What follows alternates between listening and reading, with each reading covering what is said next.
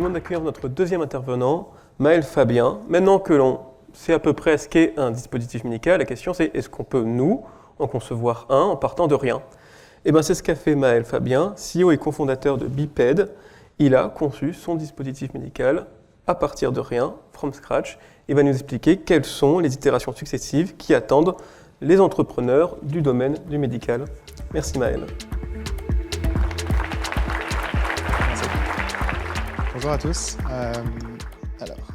Donc je m'appelle Maël, je suis cofondateur d'une start-up lausannoise qui s'appelle Biped Robotics. On fait un appareil de navigation pour les personnes malvoyantes et non-voyantes. C'est un projet qu'on a commencé il y a à peu près 3 ans. Et j'y connaissais absolument rien du tout. J'y connais toujours peut-être pas grand-chose, mais en tout cas dans notre sous-domaine du dispositif médical de classe 1 pour la navigation des personnes malvoyantes, j'ai un peu une meilleure idée qu'à l'époque. Le but, c'est simplement de donner une vue d'ensemble dans cette présentation des étapes de conception de notre dispositif médical. Donc ce sera très personnel par rapport à notre cas d'application, pas de grande généralité à sortir de là.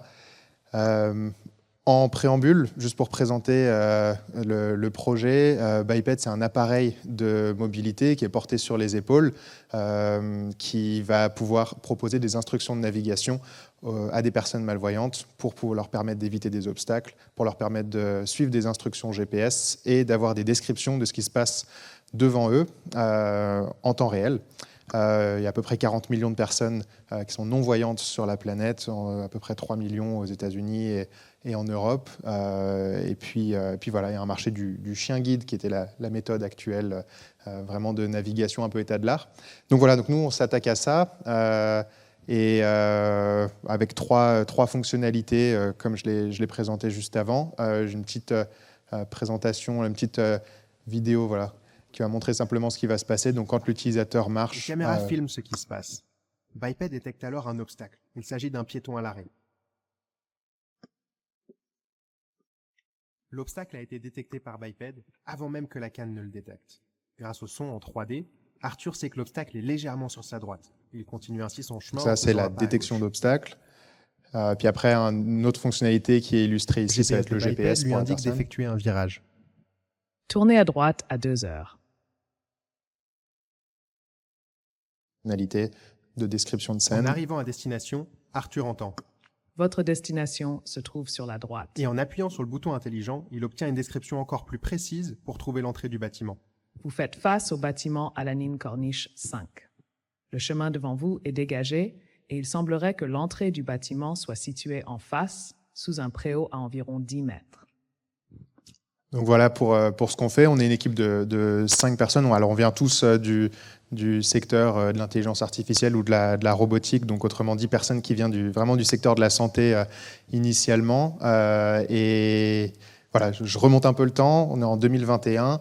On a une toute première idée. Enfin, j'ai une toute première idée à l'époque d'une rencontre totalement aléatoire. Une personne qui utilise une canne blanche, qui dans son autre main fait un FaceTime à un proche. Et son proche lui dit « tourne à gauche, tourne à droite, attention, il y a un obstacle là », puis il continue à 15 mètres, il y a une porte à droite. Et je me suis dit, c'est un peu 3 fonctionnalités, c'est un GPS, un détecteur d'obstacles et de la description d'images que la personne veut bien faire sur FaceTime. Peut-être qu'on peut utiliser des caméras et de l'IA pour faire ça. À ce moment-là, j'étais en thèse et donc du coup, mon labo organisait un hackathon. Donc je me suis dit, déjà, ça me fera quelques jours de vacances sur les papiers qui m'emmerdent un peu. Et puis, je peux commencer à bosser un peu sur cette idée. Donc sur le hackathon, ce qu'on avait soumis tout au début, c'était ce système de ceinture avec une petite caméra centrale. Donc on avait retrouvé le PDF d'il y a 4 ans.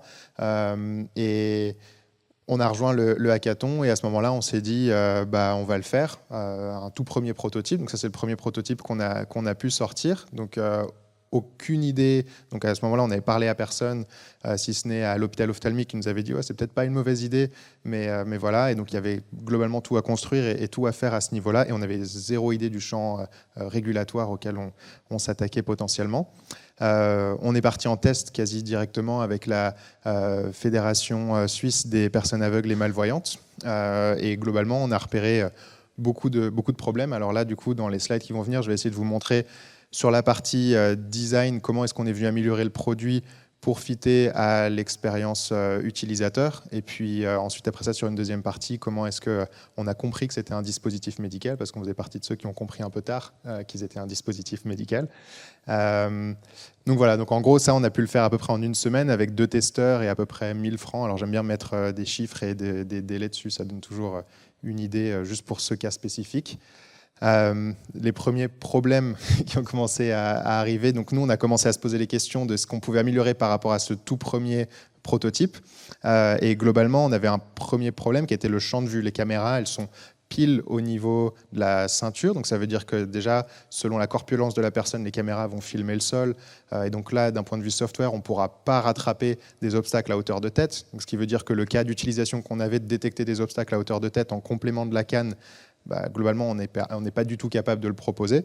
Et puis que la main de la personne en fait, est située pile devant le champ de vue des caméras. Donc globalement, les caméras voient un bout de main, mais un peu trop bas. Donc ça, ce n'était pas idéal.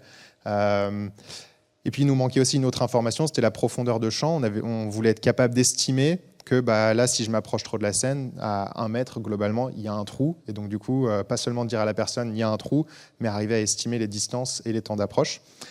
Donc on est reparti là-dessus, on a fait un boîtier un peu moche et on s'est dit ça va résoudre les différents problèmes qu'on a. On a pensé à le mettre sur un harnais de GoPro et puis là on est parti du coup en test utilisateur avec d'autres associations. Beaucoup de câbles et très peu ergonomique en tant que tel, mais ça a permis de valider les premiers éléments qu'on voulait valider à ce niveau-là. Niveau software, c'était déjà beaucoup plus cohérent, donc on pouvait faire vraiment de l'évitement d'obstacles, pas seulement décrire les objets qui se trouvent autour de la personne. Bien sûr, à ce stade-là, on y va. On n'a aucune idée non plus qu'en fait, on est en train d'organiser potentiellement des tests utilisateurs, qu'il faudrait idéalement, au moment où on collecte ces données, avoir une petite soumission au comité d'éthique en amont, etc. etc. Donc voilà, mais les associations sont généralement très partantes pour être impliquées dans des projets un peu de recherche ou de spin-off très tôt. Donc voilà, donc là, on a continué à faire beaucoup de phases d'itération, y compris en intérieur, avec l'hôpital ophtalmique dans des zones, alors là c'était un peu plus cadré quand même, avec une trentaine de patients sur des chemins standardisés. Donc ça nous a permis d'avoir beaucoup de retours. Et là, ce dont on s'est rendu compte, c'est que globalement, il fallait qu'on ait quelque chose de plus simple à porter, donc beaucoup moins en soi de câbles, beaucoup moins de choses à clipser ou autre, et surtout qu'on ait moins de sons qui soient générés, parce qu'en fait, on guide la personne avec des sons.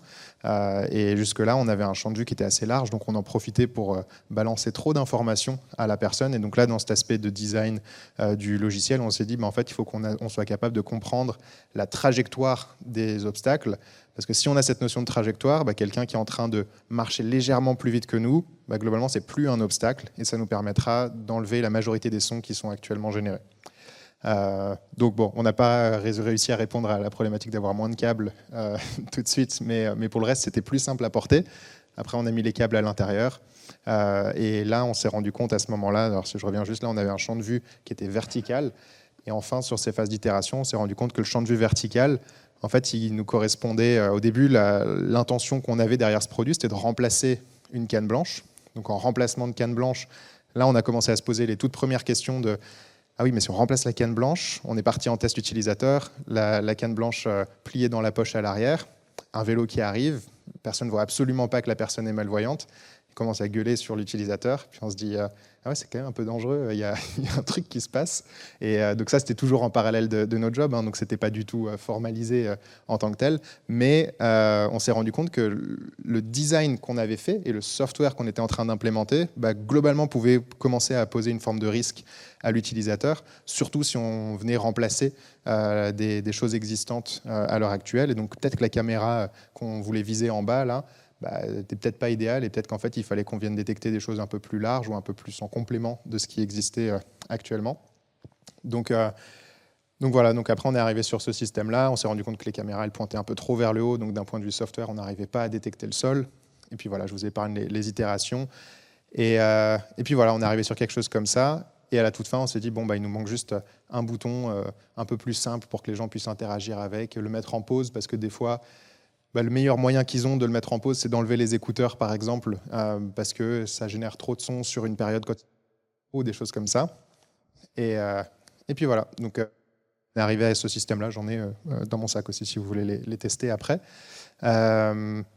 Et donc globalement, ceux-là, on les a emmenés sur des tests, beaucoup, presque 250 personnes qui ont testé, alors des fois dans des cadres plus formels, des fois dans des cadres un peu plus informels, au bureau, dans des salons, des choses comme ça. Et l'idée principale, c'était de venir proposer des améliorations d'ergonomie avec le temps, donc sur la base de retour d'utilisateurs. Donc ça, c'est des trucs qu'on continue globalement encore et toujours sur des versions. Alors là, on est plus sur des versions, un peu des versions 1.2 pour nous, où on vient rajouter des boutons sur le côté qui permettent d'avoir plein de raccourcis pour la personne, pour des utilisateurs un peu plus avancés. Mais on a figé le design d'une V1 et on s'est lancé là-dessus. Voilà, donc ça c'était la question qu'on s'est posée après un an de travail avec un coach inno-suisse parce qu'il y avait eu un changement de régulation il y a pas si longtemps que ça, au moment où en 2021 on a lancé la boîte et puis on s'est dit ouais, ce serait peut-être cool d'avoir une réponse à cette question-là. Avec l'aspect de comprendre la classe du produit là-dessus, parce que si on était en classe 2, par exemple, il fallait un essai clinique formel, il fallait plein de choses comme ça. Et donc là, on partait sur des itérations qui étaient beaucoup, beaucoup plus longues en tant que telles. Et puis on voulait obtenir des réponses assez rapidement là-dessus. Donc il y avait, comme Kim l'a bien mentionné, des évolutions de régulation sur le marché qui dataient de 2021. Et avant 2021, un dispositif comme le nôtre, alors après il y a des aspects discutables, mais un dispositif comme le nôtre, en tout cas, si on prend par exemple une canne blanche, la plupart des fabricants de cannes blanches, même vraiment toutes bêtes, pliables, n'étaient pas des dispositifs médicaux et donc pouvaient vendre ça sur Amazon, des choses comme ça. Et après 2021, on commençait à avoir les régulations qui s'appliquaient. Et donc ça avait mis un gros coup de pied dans la fourmilière dans ce secteur des aides à la mobilité pour les personnes malvoyantes et non-voyantes. Il y a un aspect géographique aussi, parce que ce n'est pas forcément un dispositif médical partout. Donc là, ça dépend. Par exemple, en Australie, un peu plus tard que la semaine dernière, on a eu la réponse qu'on n'était pas forcément un dispositif médical en Australie parce qu'il existe un élément de distribution sous des aides électroniques à la mobilité. Bon, ça, on l'a découvert de cette manière-là. Et puis après, d'une manière très simple, ce qu'on s'est dit, c'est on a quand même des concurrents, il y a d'autres personnes qui font ça sur le marché. On va faire un truc tout simple, on va aller sur le site de la FDA.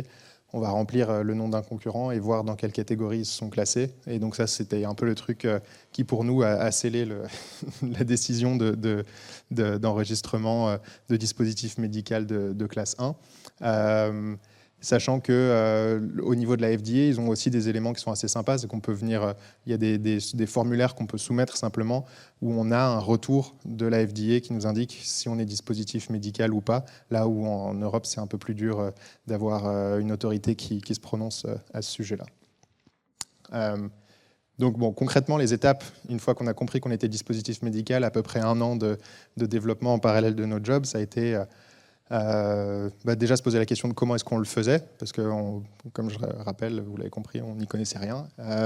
Donc soit le faire avec des consultants, le faire nous-mêmes, ou externaliser à 100%. Donc se pose la question des coûts, se pose la question des délais, parce que le produit commence à être assez mature. Donc on s'est dit, idéalement, on est prêt à le faire dans pas trop longtemps, à le mettre sur le marché dans pas trop longtemps.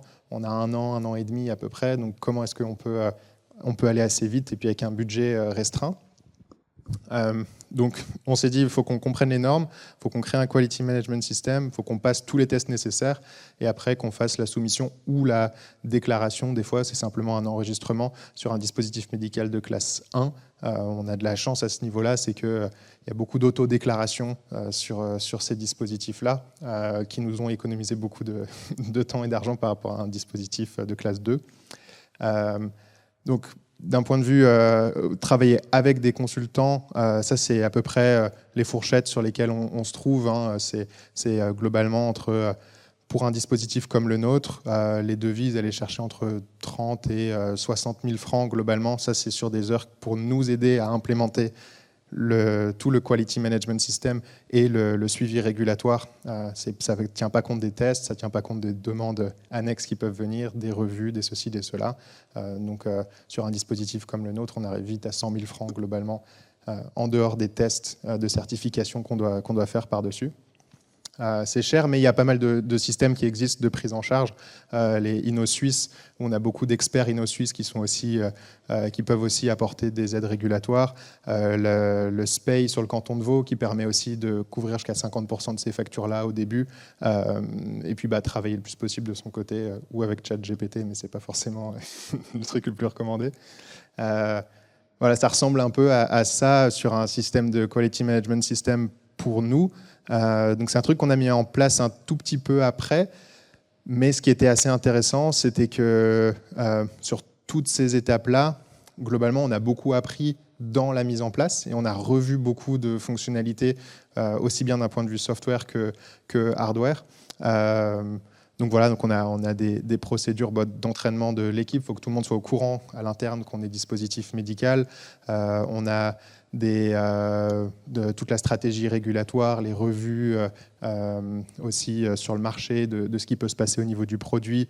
On a l'historique des designs. Ça, c'est un aspect qui est assez intéressant. C'est quand en bas à gauche, là, on part... ouais, alors ça, je sais pas. Ouais, moi, dit, voilà, par là. Quand on part avec les... En gros, on part de l'idée de quelles sont les attentes des utilisateurs, les besoins des utilisateurs. On dérive les besoins du système. Et puis après ça, les besoins hardware et software qui dérivent de là. Puis après ça, on remonte de l'autre côté en recréant les fonctionnalités d'un point de vue software, les fonctionnalités d'un point de vue hardware, et on vérifie que tout match et qu'on a réussi à répondre à l'intégralité des besoins de l'utilisateur au début qu'on a identifié. Donc voilà, donc ça a fait partie, c'était une grosse partie du travail là-dessus. Des aspects assez intéressants, par exemple, c'est sur la surveillance de marché. Après ça, voilà, donc ça c'est avoir un plan. Nous, on a un appareil qui du coup peut créer des collisions pour un utilisateur. Donc il y a un risque globalement de collision, donc c'est-à-dire qu'il y a un risque pour la santé pour l'utilisateur. Donc c'est comment est-ce que on a un mécanisme simple pour les gens pour remonter le fait qu'il y a eu un accident. Est-ce que c'est l'appareil qui est en cause ou pas? Est-ce qu'on a loupé quelque chose ou pas? Donc voilà, donc avoir ces processus-là qui sont bien définis, des tests après ça, donc ça peut être des tests de compatibilité électromagnétique avec des labos certifiés ou non, des tests de chute, de vibration, des tests IP pour Ingress Protection, donc c'est avec globalement de la poussière, avec de l'eau, des choses comme ça, pour être capable de répondre au moins à de l'IP22. Donc là, il faut juste que ça puisse, globalement, que l'appareil puisse se prendre des gouttes d'eau et puis qu'il n'y ait pas de choses qui puissent altérer spécialement la manière dont l'appareil fonctionne. Donc voilà, test EMC, selon si on a besoin d'un laboratoire certifiant, on va travailler entre 5 000 francs, par exemple, pour des premiers tests de compatibilité électromagnétique, jusqu'à 30 000 francs ou 35 000 francs, selon. Donc, pour nous, de pouvoir travailler avec un laboratoire non certifiant en dispositif médical de classe 1, on économisait pas mal d'argent là-dessus. Les autres batteries de tests, à peu près dans les 7 000 francs. Des tests utilisateurs à organiser. Alors là, du coup, on le faisait avec le soutien de l'hôpital. Donc ça, on avait la chance d'avoir des accès gratuits à ces ressources-là. Et puis après ça, c'est aussi par version, globalement. Donc si on a l'envie de travailler sur une nouvelle version, des nouvelles fonctionnalités, un nouvel appareil, il y a pas mal de choses. Si d'un point de vue hardware, on a changé des choses, on a un appareil à recertifier de l'autre côté, de toute façon, avant des mises sur le marché.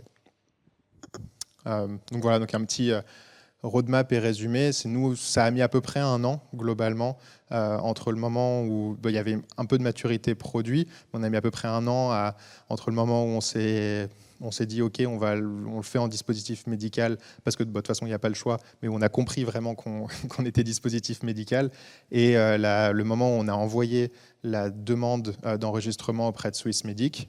C'est des demandes simplement où ils attribuent un numéro et puis c'est de la non-opposition en tant que telle. Ils ne vont pas certifier que c'est un dispositif médical et ça a de valeur que s'il y a... globalement, on est toujours en attente d'un audit dans ces cas-là. C'est la seule chose qui peut faire qu'on a des problèmes potentiellement une fois qu'on s'est auto-enregistré. Donc c'est des étapes un peu fictives en tant que telles, mais ça veut dire qu'on est prêt à être audité dans ce sens-là. Et donc, nous, on a mis à peu près entre 4 et 8 semaines à bien définir la classe, bien comprendre le marché. Ensuite, après ça, on est vraiment parti sur la partie rédaction, itération et test utilisateur pendant 7-8 mois. Et puis après ça, pendant les 2 derniers mois, on a envoyé l'appareil sur des tests successifs. Après, bien sûr, on a rechangé des trucs dans le hardware, donc on repart en test au fur et à mesure, et puis on maintient de toute façon cette base de Quality Management System toujours à jour par la suite. Une des grandes étapes, pour moi, c'était de dire, est-ce qu'on n'est pas, c'est peut-être frustrant pour un appareil comme le nôtre, est-ce qu'on n'est pas en train juste de dépenser de l'argent pour rien? Oui, ok, il faut le faire, mais concrètement, est-ce qu'on fait juste une série de PDF et puis voilà? Et concrètement, pour nous, c'est un truc où on s'est beaucoup posé de questions, et notamment, une des étapes les plus utiles pour nous, ça a été l'aspect d'analyse de risque, parce qu'en fait, on a identifié une série de choses auxquelles on n'avait jamais pensé au début, et où on a rajouté beaucoup de redondance d'un point de vue logiciel, par exemple sur le fait de garantir de la performance selon certains scénarios. En fait, on a développé une plateforme de simulation dans laquelle on entraîne des algorithmes de détection d'obstacles, et ça nous permet de valider dans des environnements simulés des premiers résultats. On a pensé à des choses d'un point de vue ergonomie de l'appareil, sur le fait de balancer la manière dont l'appareil est porté, sur le fait de bloquer potentiellement l'ouïe de la personne si on a des écouteurs qui ne sont pas adaptés, etc., etc. En fait, ça, c'était juste un exercice qui, pour nous, a été hyper pertinent. Et puis, en fait, on est reparti en développement sur la base de ces analyses de risque. Et voilà, donc ça, c'était un des éléments. Puis le fait de dormir aussi un peu plus tranquille, en sachant qu'il n'y a pas de risque, de risque électrique sur l'appareil en tant que tel. Donc voilà.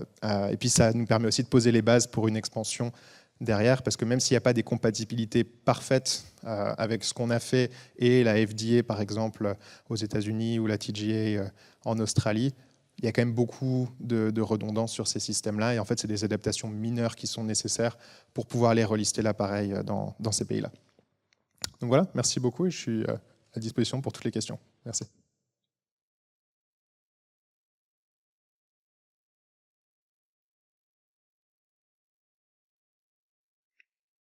Alors, merci Maël, merci beaucoup. On va commencer avec une question du cloud, et après on pourra passer à la salle. Si c'était à refaire, est-ce qu'il faut mieux attaquer le côté législatif avant? En fait, parce qu'on débute à chaque fois avec, on va dire, une somme de temps et d'argent. Est-ce qu'il vaut mieux, pareil, faire que du prototypage pendant longtemps, et à la fin, une fois qu'on sait que ça marche, on s'occupe de la réglementation? Ou non, enfin, si c'était à refaire, est-ce qu'on ferait dans le même sens? Je pense qu'il y a un des trucs, de toute façon, nous au début on a fait cette phase d'exploration de marché pour comprendre quel était le problème auquel on s'attaquait, parce qu'on n'était pas des experts du secteur de la basse vision.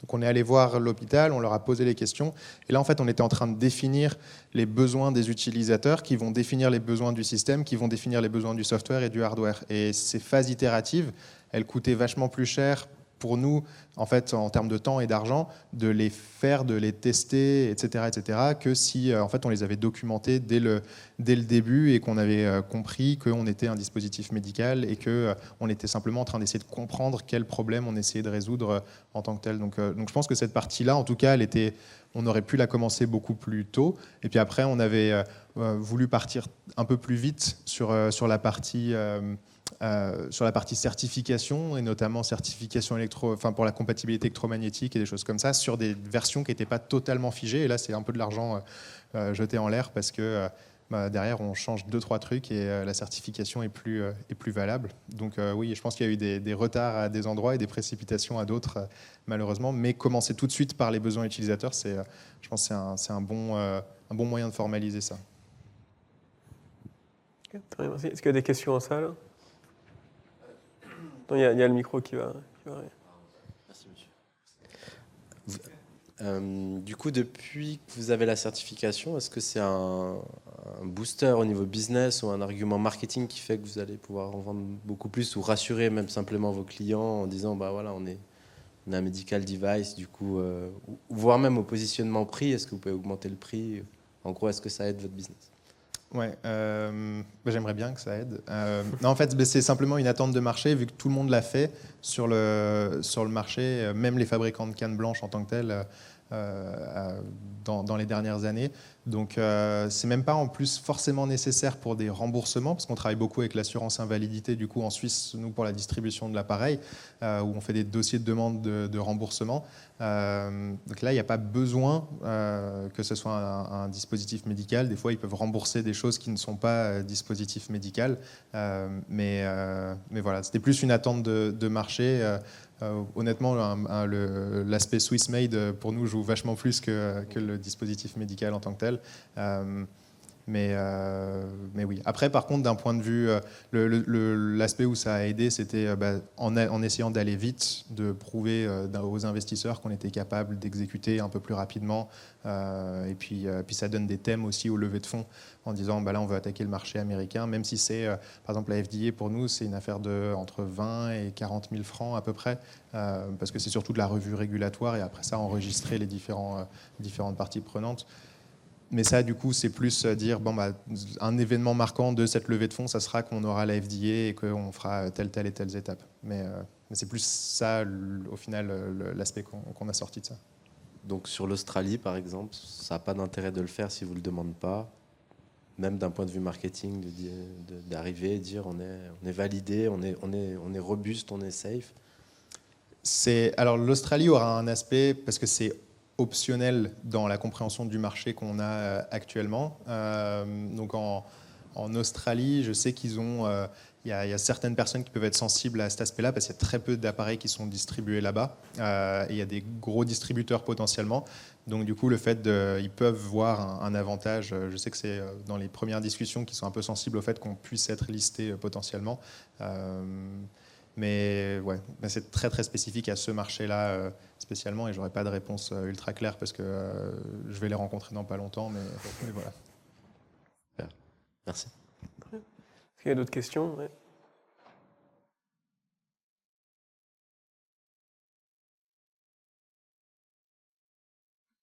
On est en compétition. Concernant l'étude d'utilisateur, est-ce que là, on est dans un cadre d'études cliniques avec comité d'éthique et tout le tout team, ou est-ce que, étant donné qu'on est en classe 1, ou pardonnez, Kim, pardonne mon ignorance, mais est-ce qu'on peut se permettre de faire une simple, entre guillemets, étude d'utilisateur sans passer par un comité d'éthique? Ce qui est notre compréhension, c'est qu'on a... En gros, ce n'est pas une étude clinique à proprement parler, c'est des tests utilisateurs où on vérifie que par rapport à ce qu'on on revendique, l'utilisateur arrive à l'utiliser de telle manière et à atteindre tel bénéfice à l'utilisation de l'appareil. Donc après, à nous de garder aussi des trucs, on ne va pas dire... globalement, vous pouvez courir le long d'une falaise et puis après aller devoir prouver ça. Mais donc du coup, nous, la manière dont on a fait ça, c'est après ça, on a fait une soumission auprès du comité d'éthique, mais sur quelque chose d'assez simple, globalement, avec le groupe d'utilisateurs là, sur des chemins standardisés, en essayant d'aller prouver qu'une personne peut... tout dépend des données qui sont collectées aussi pour la personne, c'est-à-dire si on veut recroiser des choses par rapport à des attributs individuels de la personne, selon le spectre de basse vision, de ceci, cela. Donc ouais, ça dépend en tout cas beaucoup, c'est ce qu'on en a compris. Et puis voilà, les comités d'éthique, oui, on a fait une soumission à ce niveau-là, et après c'est un petit groupe d'utilisateurs. Ça, c'est un coût qui n'était pas inclus dans ce que tu as montré, là. Donc là, on est... après, ça, on a rédigé le truc nous-mêmes, et ensuite, après ça, bien sûr, ça s'est fait retoquer, et puis après ça, on a itéré. Mais après ça, du coup, on a eu la salle gratuitement, et puis avec une quinzaine d'utilisateurs, fait les parcours standardisés, et puis voilà. Justement, le nombre d'utilisateurs, là, il y a un nombre requis pour avoir le résultat de l'étude?